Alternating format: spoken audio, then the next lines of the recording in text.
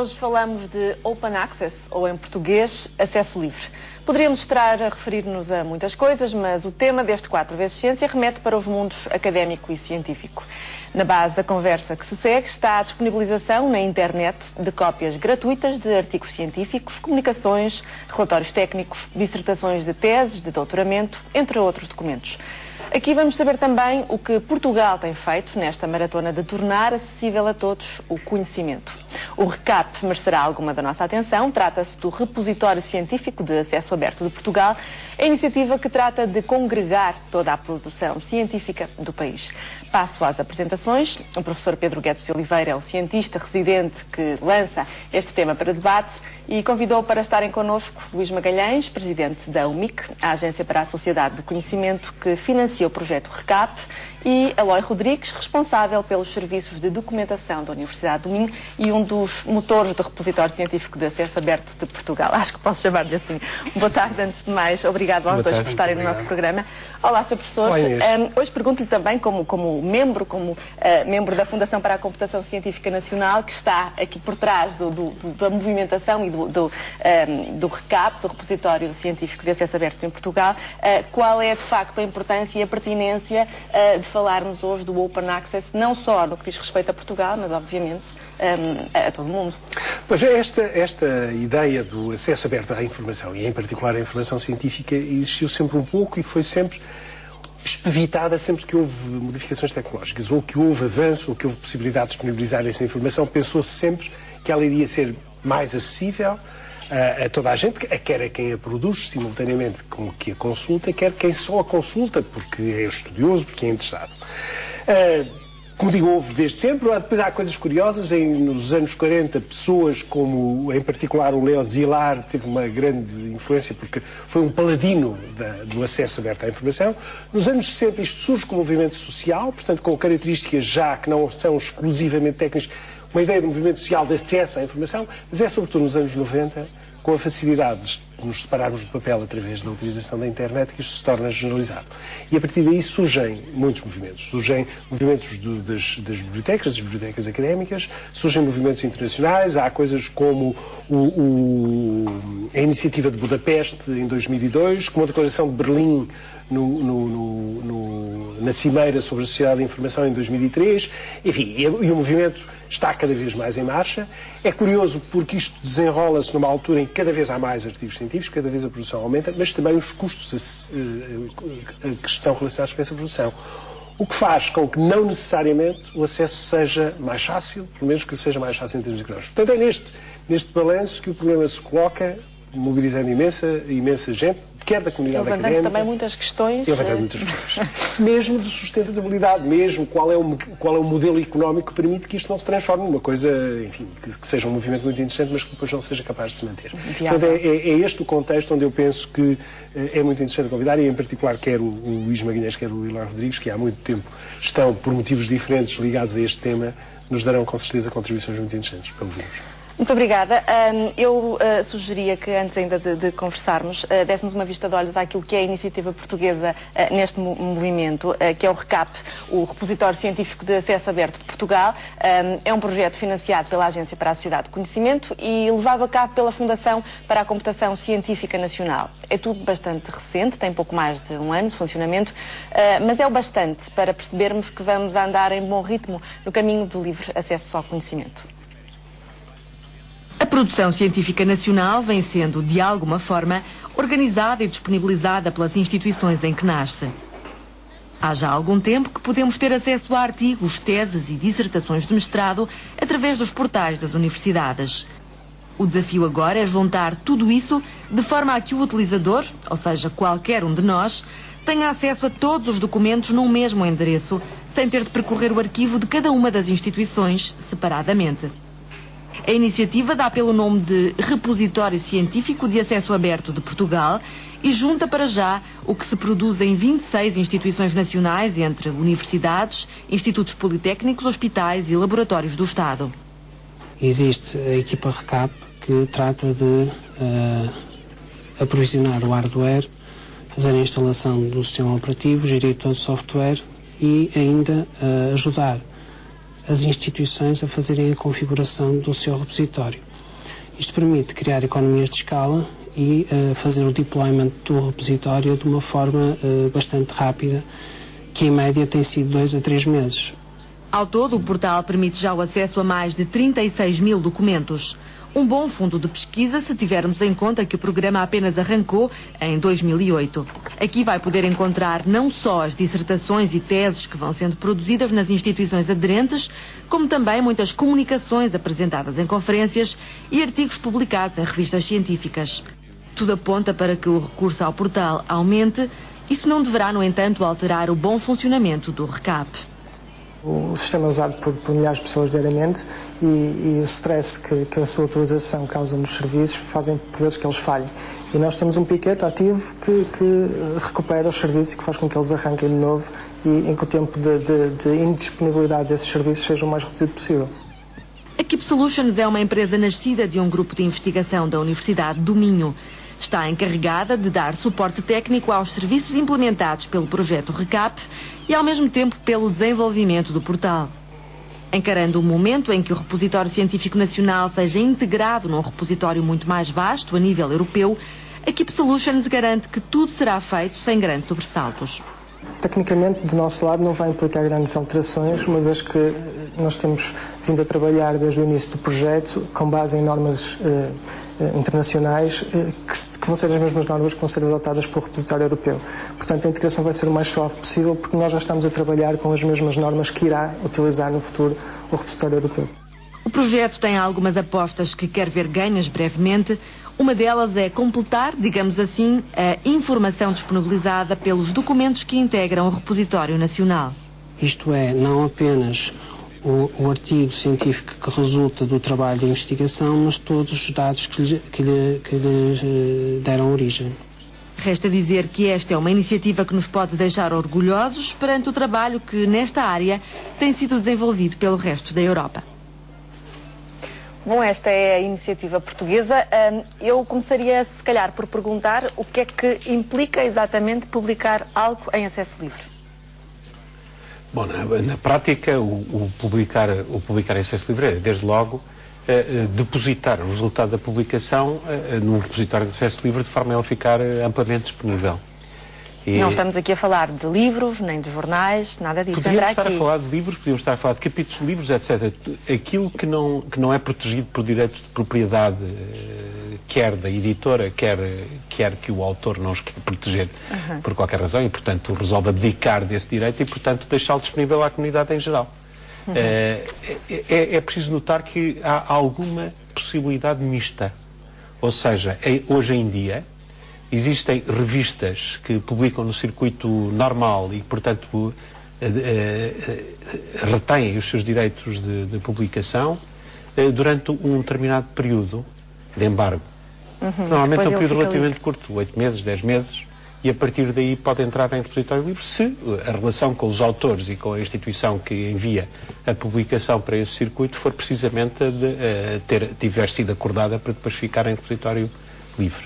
Claro. Um outro aspecto interessante é que agências financiadoras de investigação públicas começaram a exigir que os resultados da investigação, as publicações, venham a estar em acesso aberto, em acesso livre, e isso começou com um movimento no ano 2006 do Wellcome Trust nos Estados Unidos, no Reino Unido, também de 3 dos conselhos de investigação dos Research Councils ingleses, e nos Estados Unidos do Instituto Nacional de Saúde. Isso é um grande empurrão para que... E, portanto, isso é um empurrão enorme nessa direção. Já agora, ainda em dezembro passado, 16, 17, a National Science Foundation, que é o principal instituto financiador de investigação dos Estados Unidos, no dia 16 e 17 de dezembro de 2009, decidiu que iria fazer o mesmo ao longo de 2010. Já agora também, acrescentando ainda no mesmo âmbito, a nível europeu, a União Europeia definiu em agosto de 2008 também um mandato de acesso livre relativamente a cerca de 20% da investigação financiada no âmbito do 7º Programa Quadro. Há 7 áreas científicas, nomeadamente as áreas científicas relacionadas com as ciências da saúde, com o ambiente, algumas áreas das tecnologias de informação, que os investigadores que recebam financiamento ao nível do 7º são obrigados mesmo. São obrigados a colocar a sua produção científica num repositório de acesso livre, com um período de embargo que pode variar entre 6 e 12 meses, como foi exatamente referido. Mas esse período de embargo tem a ver apenas com o acesso ao conhecimento, não com o depósito das publicações? E esse é um aspecto importante que a nível internacional tem sido muito debatido, que é como é que devem ser configuradas essas políticas. E aquilo que é recomendado a nível internacional é que o mandato seja para o depósito imediato e apenas o acesso possa ser embargado. Claro. E não o acesso e não o depósito embargado. Porque mesmo durante o período de acesso embargado, se o artigo está disponível no repositório, os seus metadados, ou seja, aquilo que o descreve, está visível nos motores de busca, há outras pessoas que podem consultar e que podem até utilizar o velho esquema que já era utilizado anteriormente, que é contactar o autor para obter uma cópia do artigo. Relativamente à questão da definição do acesso livre, eu acho que os ingleses têm uma expressão que nós não temos uma tradução para português, mas que é uma boa expressão, que está no âmbito do acesso livre tudo aquilo que é o giveaway literature, ou seja, aquilo que é produzido sem que os autores tenham, digamos, intenção de obter retorno económico. E isso é tipicamente quando um autor escreve um artigo para uma revista científica, ou quando apresenta uma comunicação, uma conferência, ou quando eventualmente faz mesmo um manual, também um livro, pode não ter essa... E poderemos falar, em vez de retorno económico, talvez de impacto, porque eu penso que uma das vantagens apontadas ao Open Access é o aumento do impacto dos artigos publicados e provavelmente também do impacto das próprias instituições e dos próprios autores. Eu pergunto, há formas de medir esse impacto? Claro. Bom, aliás, pegando nessa questão, mas de uma outra forma... Em primeiro lugar, portanto, fala-se da sociedade de conhecimento, não é? Baseada naquilo que as pessoas sabem, naquilo que as pessoas aprendem, naquilo que as pessoas criam. E se pensarmos nisso, os repositórios de informação são uma infraestrutura básica. Têm o mesmo papel do que para a sociedade material têm os acessos, as estradas. Na verdade, é uma virtualização também das infraestruturas. E porquê? Porque é o tipo de recurso que, se estiver de facto disponível, serve para as pessoas fazerem coisas diferentes por sua própria iniciativa. E, portanto, o grande movimento dos repositórios de acesso aberto tem a ver com isso. Tem a ver com aplicar à informação aquela coisa que se aplica às infraestruturas públicas, às infraestruturas comuns, não é? Aquilo que os ingleses dizem de commons, no sentido de poder depois ser aproveitado pelos diversos atores para o que entendem. Esse é o primeiro grande motivo para haver esta passagem, não é? É verdade que há outras razões. As outras razões são ganhar prestígio, ganhar visibilidade neste mundo do conhecimento.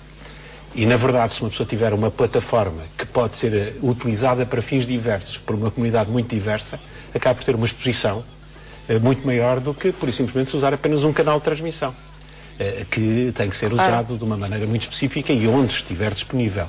E o que se tem, de facto, medido são várias coisas, como, por exemplo, o que acontece à reputação de uma universidade que abre um repositório de acesso livre, ou à reputação das pessoas que publicam todos os seus trabalhos em acesso aberto, ou inclusivamente, o que é que acontece às citações de um trabalho que é posto em acesso aberto. E todos esses trabalhos têm sido medidos, têm-se feito medições de impacto, e o prestígio, a visibilidade e o uso, em todos os casos, aumenta enormemente. As instituições que mais cedo entram nos repositórios de acesso aberto sobem nos rankings de notoriedade web para o topo das escalas. A Universidade do Minho está em Portugal no topo das escalas de reputação web nas universidades. Desde cedo trabalha nesse repositório. E uma contribuição muito importante é o facto de ter sido pioneira nos repositórios de acesso aberto. É qualquer coisa que vem de 2003 e muito antes da segunda ter aparecido, que foi no final de 2006. Eu presumo que, em relação àquilo de que estava a falar, que são as citações, deverá haver uma forma, não sei se já há números ou não, mas deverá haver uma forma de perceber, não sei se haveria uma média antes do Open Access, quanto tempo é que demoraria uma publicação a ser citada e quanto tempo é que demora uma citação, em média, obviamente teremos sempre a falar de médias aqui, a ser citada depois de estar em acesso aberto. Há vários estudos muito interessantes. Há estudos sobre vários aspectos e referiu aí exatamente dois aspectos. Um é a questão do impacto do Open Access no número de citações. E há vários estudos, e em todos os estudos se verifica que, comparando aquilo que é comparável, por exemplo, comparando os artigos publicados numa revista científica tradicional, comparando os artigos que apenas estão disponíveis através dessa revista científica tradicional, com aqueles que, para além de estarem na revista científica, estão também arquivados num repositório, verifica-se sempre que os artigos que estão disponíveis nos repositórios têm mais citações que os outros. A vantagem varia também por vários fatores, mas entre os quais a área científica. Houve um estudo que foi feito muito grande, provavelmente o maior estudo, foi feito em 2006, e mediu o que é que se passava com 10 milhões de artigos publicados em revistas EASY entre 95 e 2005. E a vantagem competitiva do Open Access variava entre 36% na área da biologia e 2,5% na área da física. O que quer dizer que um artigo da área da física que estivesse disponível no repositório de acesso livre, no caso dos físicos, em primeiro lugar no Archive, que é um grande repositório mundial, tem 2,5 vezes mais citações que um artigo que não está disponível dessa forma. Na verdade é 250%, portanto é 2,5 vezes mais citações. Exatamente. O outro aspecto que referiu também é interessante, e esse tem a ver, e esse é provavelmente um efeito mais localizado mesmo na área da física, que é as primeiras citações nos artigos da física passaram a surgir antes do artigo ser publicado. Porque os físicos, quando submetem o artigo à revista, ou quando submetem o pré-print à revista, depositam nesse mesmo momento no archive. E o que acontece? Aliás, há um gráfico muito interessante, que é quem trabalha esta área conhece, que mostra o que é que tem passado desde 2000 até agora. E esse gráfico mostra que em 2000 as primeiras citações começavam a aparecer ao fim de 6 meses, 1 ano, e mantinham-se, digamos, um nível mais ou menos estável de citações durante 4 ou 5 anos. E hoje temos um gráfico que é muito mais, digamos, dramático, que é as primeiras citações aparecem 3 meses antes da publicação, atingem o pico ao fim de 1 ano e passado 2 anos já tem um número de citações residuais. Há uma coisa que eu acho que se disse aqui, ou duas coisas que se disseram aqui, que eu acho que é muito interessante reter. Uma é que esta história do acesso livre não é 0 ou 100%. Não há só ou deixa de existir. Existem mecanismos intermédios e tempos de resposta, o que eu acho que é uma noção importante. E a outra é que a resposta para isto tem vindo de maneiras muito diferentes. Os repositórios institucionais, que obviamente são uma coisa absolutamente fundamental, mas tem havido outros tipos de respostas. Há Public Library of Science, que é uma iniciativa de publicação de jornais por natureza de acesso livre, logo à cabeça. Há coisas como o Scope 3, que é na área da física das partículas, que é um consórcio que visa disponibilizar a informação em que o custo do acesso a essa informação não tem que ver com aquilo a que se tem acesso, mas com a sua capacidade de produzir. Portanto, de certa maneira, cada país paga proporcionalmente àquilo que é o seu contributo para a publicação, de alguma maneira uma medida da riqueza naquela área. Portanto, tem havido soluções também muito diversas para esta questão. Eu penso que em qualquer uma delas, e uma das questões que depressa se levantam aqui é do plágio, obviamente. Como é que isso pode ser controlado? Pode ser controlado? Essa é uma das questões que muitas vezes, quando falamos com os investigadores, digamos que é uma questão que é colocada. E a única resposta honesta que se pode dar é que sim, hoje no ambiente digital é muito mais fácil plagiar. Mas sim também, hoje no ambiente digital é muito mais fácil detectar o plágio. E quanto maior for a abertura da informação, quanto maior for o volume de informação que está livremente disponível, mais fácil é nós construirmos as ferramentas que permitem detectar o plágio. Nós, se tivéssemos um corpus científico completamente em acesso livre, nós hoje temos poder computacional e inteligência algorítmica suficiente para criarmos coisas muito interessantes. Por exemplo, ao nível mesmo da medição do impacto. Nós usamos hoje o fator de impacto das revistas, é uma métrica relativamente pobre, porque está a medir a qualidade média dos artigos. E nós hoje podemos medir a qualidade de cada artigo individualmente e de cada contribuição individualmente, porque temos poder computacional para isso. E a mesma coisa se passa em relação ao plágio. Num mundo em que o conhecimento estivesse fechado, o plágio era mais difícil, mas também era imensamente mais difícil detectá-lo. Num mundo em que o conhecimento é aberto, o plágio é muito mais fácil, indiscutivelmente. Eu sobre este aspecto gostaria de sublinhar a seguinte questão. A possibilidade de plágio nunca pode ser uma objeção a limitar o acesso à informação. Porquê?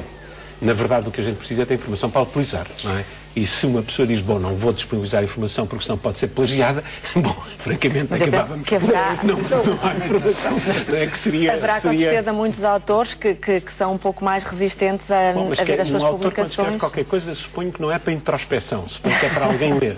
E se é para alguém ler, tem que a divulgar, e divulgar da melhor maneira possível, portanto fica sujeito a que apareçam pessoas com comportamentos criminais, que é plagiar, mas tudo bem. Plagiar sem o acesso aberto. Para ter impacto, precisa de ter exposição. E em relação ao copyright, as editoras têm uma posição pacífica?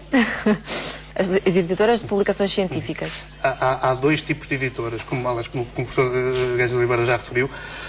Há editoras, as editoras tradicionais, portanto, que têm que utilizam o modelo de assinatura, portanto, obtêm o seu rendimento e o seu modelo económico através da assinatura, e essas, boa parte delas, sobretudo das grandes casas editoras, mantêm, digamos, a obrigatoriedade de que o autor transfira o copyright para as editoras, mas nos acordos de transferência de copyright há geralmente cláusulas que permitem que os autores depositem uma cópia do seu artigo no repositório da instituição de trabalho, com ou sem períodos de embargo. Portanto, há editoras que permitem o depósito imediato, por exemplo, sem períodos de embargo. Por exemplo, a maior parte das revistas, eu não vou estar aqui a citar editoras, mas portanto, a maior parte das revistas permite isso. Por exemplo, algumas revistas permitem o depósito, mas com um embargo de 6 meses ou 12 meses.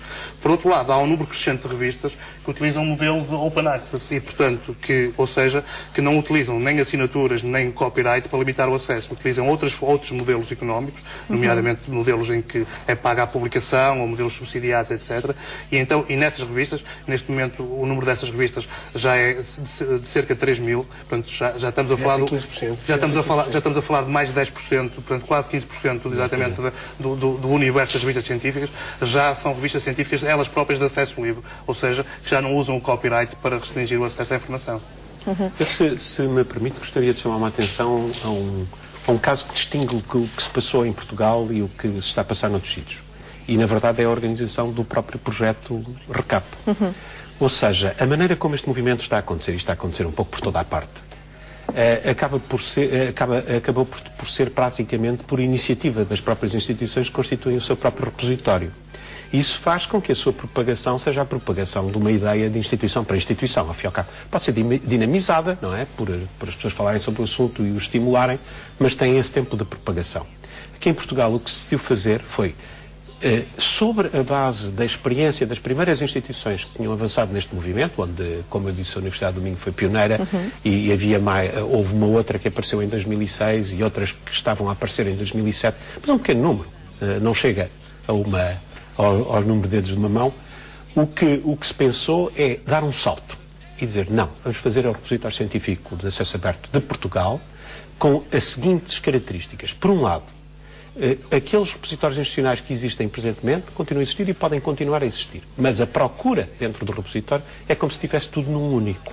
É centralizado. E, portanto, uma pessoa entra numa janela simples, não é? Tipo Google, e encontra o que estiver em qualquer destas instituições e também numa plataforma central que fica de acesso gratuito a qualquer instituição do ensino superior ou científica, no sentido de a usar como plataforma do seu repositório de acesso aberto. Em relação ao que se passa, por exemplo, na Europa, percebi já que estamos muito bem posicionados no que diz respeito a esta organização. Não é? Fez com que, numa posição que, enfim, que era uma posição boa, comparativamente com os outros países, mas não era destaque, e neste momento estamos numa posição de completo destaque sobre esse ponto de vista. Aliás, enfim, o sinal normalmente destas coisas, quando não existem métricas objetivas para fazer a comparação, e o benchmarking disto ainda não está generalizado, o sinal que eu tive mais claro sobre esse ponto de vista foi quando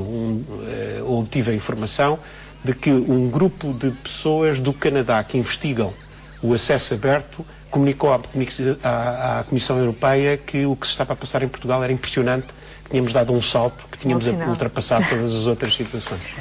Qual é que é a percentagem de produção científica a nível mundial que é auto-arquivada espontaneamente?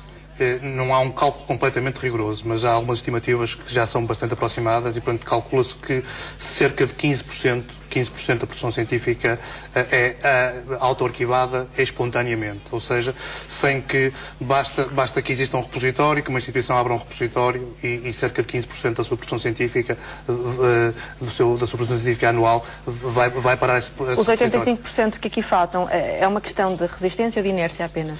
Eu penso que é sobretudo de inércia, porque a resistência pode existir temporariamente por causa de alguns medos ou de algumas incompreensões, provavelmente como a questão do plágio, etc., que eventualmente após algum tempo de reflexão são facilmente ultrapassados.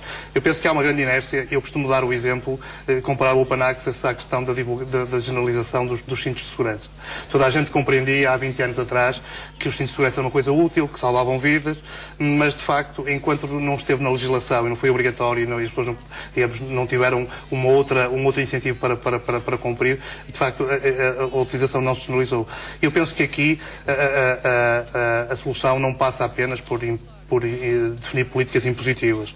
Eu penso que são necessárias políticas e políticas que requeram o auto-arquivo, mas passa também pelo trabalho que é feito também ao nível do projeto RECAP, não só de disponibilizar a infraestrutura, como fazer a divulgação da ideia, como explicar às pessoas as vantagens, como criar incentivos. Mas há instituições que têm essa política de obrigatoriedade, não é? Sim, sim. Pode haver, digamos, um regime mais de incentivo, presumo eu, mas também pode haver essa obrigatoriedade. Isso acontece muito simples, não é? Como a instituição tem benefício de visibilidade para a sua reputação, portanto pode criar uma política de obrigatoriedade. Claro. A Universidade de Minho em particular está bastante avançada nessa matéria e existe uma concertação entre os reitores das universidades públicas portuguesas nessa direção que ajudará ao processo. Eu não tenho dúvidas sobre isso, quiser. Ao nível das autoridades, isso é absolutamente claro.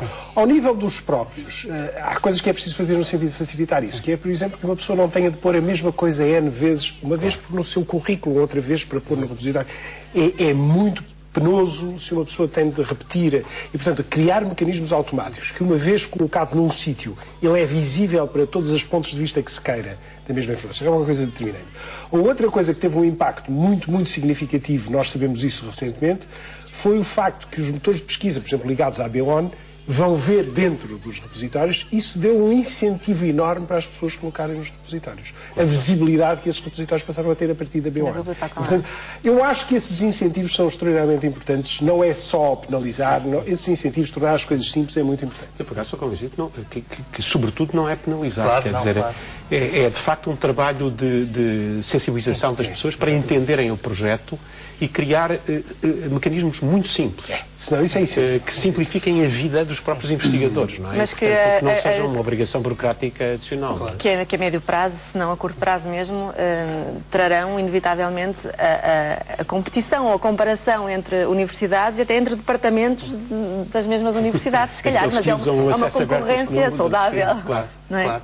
Eu penso que, como foi dito, o Open Access é um requisito ou é um movimento altruísta no sentido de tornar o sistema da ciência mais eficiente. Mas nesta fase de transição, onde só há 15% da produção científica em acesso aberto e 85% que não estão, esses 15% têm vantagem competitiva. Essa vantagem competitiva, quando houver 100% de acesso aberto, vai desaparecer. Obviamente. E, portanto, quanto mais os que se movimentarem mais depressa, são os que terão maior vantagem e durante mais tempo.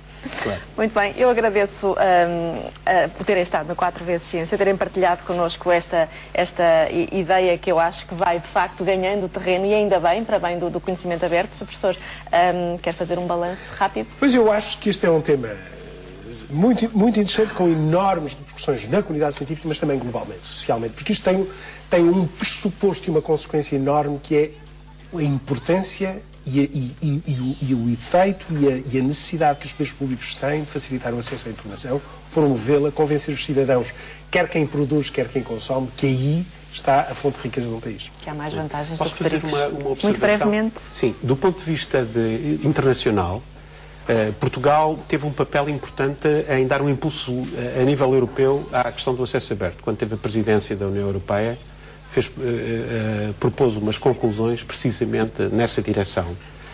E a outra coisa é que temos um protocolo que estabelecemos com o Brasil, no sentido de termos um motor unificado de procura de repositórios de acesso aberto dos dois países, precisamente para dar uma visibilidade grande à língua portuguesa, que depois se pretende generalizar aos países do CPLP. Muito bem, muito obrigado.